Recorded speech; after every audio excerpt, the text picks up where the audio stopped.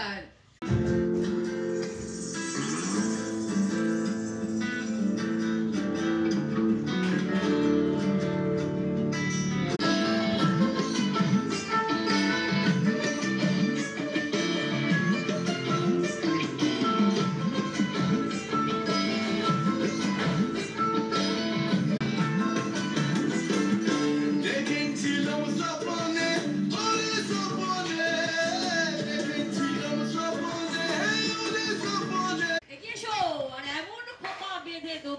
খোপাটা তো বেঁধেছে, তবে হ্যাঁ খোপাটা বেঁধেছে নৃত্য শৈলীর মধ্যে দিয়ে, আর এত সুন্দরভাবে হৃদয় স্পর্শ করেছে।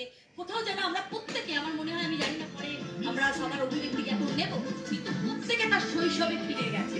কারণ এই লম্বা চুলে আমরা আমাদের মা, আমাদের দিদিমা, তাদের মধ্যে আমরা এগুলো সব দেখে এসেছি। প্রত্যেকটা ওয়ার্ড যেন সেখানে একটা রিলেট করতে পারে। হ্যাঁ, এই ছোট্ট শিশু শিল্পী সে একইভাবে চিত্রায়ন রচনা করেছে, যা প্রত্যেকের হৃদয় স্পর্শ করে। ওই তো দেখো দেখো দেখো, সবাই জোরে করতালি করছে, জোরে করতালি করছে। হ্যাঁ, এই করতালি নিয়ে আমরা তাহলে সরাসরি চলে যাবো তার কাছে, আমাদের মনোজ স্যারের কাছে। কোথাও কি শৈশবের মিল, বাড়িতে কারণ চেনা বোন মনে পড়ছে? হ্যাঁ, না ওগুলো তো মনে পড়ছেই। শুধু আমি একটা জিনিস বলতে চাই, সেটা হচ্ছে যে ওকে কি মিষ্টি লাগছে, তোকে হেভি লাগছে, ও তোকে হেভি লাগছে, তোকে হেভি লাগছে রে, তোকে হেভি লাগছে, খুব সুন্দর লাগছে তোকে। আর তোর পারফরমেন্সটাও খুব মিষ্টি হয়েছে, খুব খুব মিষ্টি হয়েছে।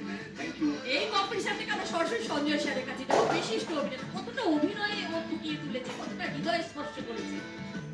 মনোজ দেখছি সবার প্রতি একটু করছে। ওকে একজন অফার করলো, তারপর আবার একে হেপি লাগছে, হেপি লাগছে, আমাকে বলতে দিচ্ছে না। এটা কি হচ্ছে কি? জোকস ব্যাপার, সবটাই কেড়ে নিচ্ছে। হ্যাঁ, সবাই কেড়ে নিচ্ছে। আমি বলবো ভাবছি, ও বলে দিল পট করে। তো যাই হোক, খুব ভালো লেগেছে ওর নাচ, সত্যি এক্সপ্রেশন খুব ভালো। এই বয়সে এত সুন্দর এক্সপ্রেশন, জানি না আগামী দিনে কোথায় ও চলে যাবে। আমার আশীর্বাদ রইল, আরো এগিয়ে চলো, আরো প্র্যাকটিস করো। Thank you. এই শুভেচ্ছা বার্তা নিয়ে তুমি তোমার নিজের আসন করো গ্রহণ। খুব আবেগঘন একটি মুহূর্ত আমরা সবাই মিলে এনজয় করলাম, দর্শকও করলেন। কিন্তু মনে সেই প্রশ্নটা যে আবার ধামাকা বাজাতে আসছে কে? কে আসছে? এবার আসছে সোনামুখী থেকে সৃজিতা মুখার্জি। Most welcome Srijita Mukherjee.